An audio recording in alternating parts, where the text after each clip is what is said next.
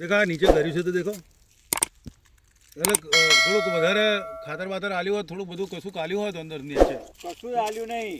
એટલે હિતેશભાઈ કશું જ આલ્યું એટલે નહીં. થોડું કાલ્યું હોત એમ તો આટલું બધું ગરણ ના વધારે થાય. થાત એમ. પણ માણ તો મેં એકવાર દવા મારી છે પાછી. બે હતું જ નતું અંદર એમને ના ચલાવીને ડ્રોન બોલાવી. હવે તો ડ્રોન જ જોશે. નમસ્કાર ખેડૂત મિત્રો, ફૂલે સીડ્સમાં આપનું હાર્દિક સ્વાગત છે. આપણે એક ફૂલે પુષ્પાનો પ્લોટ જોવા આવ્યા.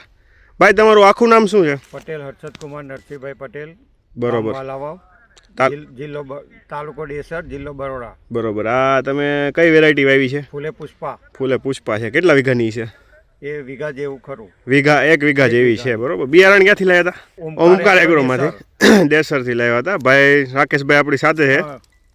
અને પાછળની સાઈડ મેં તમને આગળ વિડીયો બતાવ્યો, ત્યાં આપણે પેલી એમપીની વેરાયટી આવે, આ જે મજૂર લોકો વાવે છે એ વાવેલી છે ને આ પુષ્પા વાવેલી છે.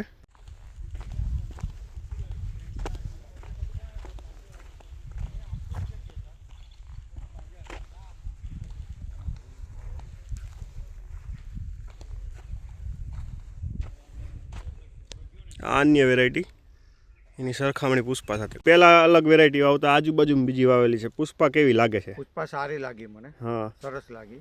અને કઈ રીતે ડાળીઓની, પેટા ડાળીઓની સંખ્યા કેવી છે?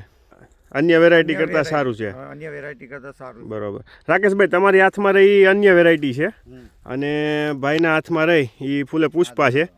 હા, હવે તમે જ બે એક હાથમાં આ લઈ લો ને એક હાથમાં આ લઈ લો અને ખેડૂત મિત્રોને સરખામણી કરીને બતાવો. જો સરખી જ સાઈઝની કાઢી છે અને ઝાડ જોતાં જોઈએ તો પહેલી નજરે આ વેરાયટી ગમે અને આ ફૂલે પુષ્પા છે.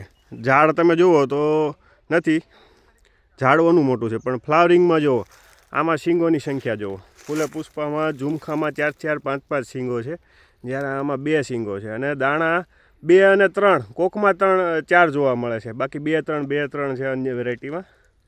આમાં 4-4 એવરેજ 4 છે. અને આ જુઓ તમે, કેવું લાગે રાકેશભાઈ? કેવી થશે આ વીઘે? બહુ સારામાં સારી ઉતરશે. 35 મણની આસપાસ ઉતારો આવશે. બરોબર. એની હાઈટ જે છે લગભગ 7 ફૂટ છે. આ ઢળી ગઈ છે. એક ડાળી ઊભી કરો તો એટલે ખેડૂત મિત્રોને ખ્યાલ આવે. જોવો જોઈએ, આ 6-7 ફૂટ સુધી વધે અને આ ડાળી, પેટા ડાળીની સંખ્યા જોવો છો. ડાળી. અને બીજું છે કે આટલા બધો તુવેરનો માલ લાગવા છતાં કોઈ ડાળી ભાંગતી નથી. બંને બાજુ, બે બાજુ વળી ગઈ છે તુવેરો. હા, એકલી તુવેર છે અને આગળનો 1.5 ફૂટથી જેટલો ભાગમાં ફ્લાવરિંગ આવે છે. હા, એટલે ફ્લાવરિંગનો જે છે વધારે છે, શીંગો વધારે બેસે. જેટલી ડાળી લાંબી એટલું વધારે ફ્લાવરિંગ છે.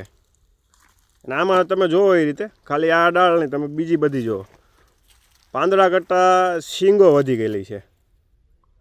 હજી આનું ઉત્પાદન આવે રાકેશભાઈ એટલે જણાવજો, એટલે ખેડૂત મિત્રોને ખ્યાલ આવે કે કઈ વેરાયટી પસંદગી કરવી અને કેમાં વધારે ઉત્પાદન મેળવી શકાય. ઠીક છે. ધન્યવાદ.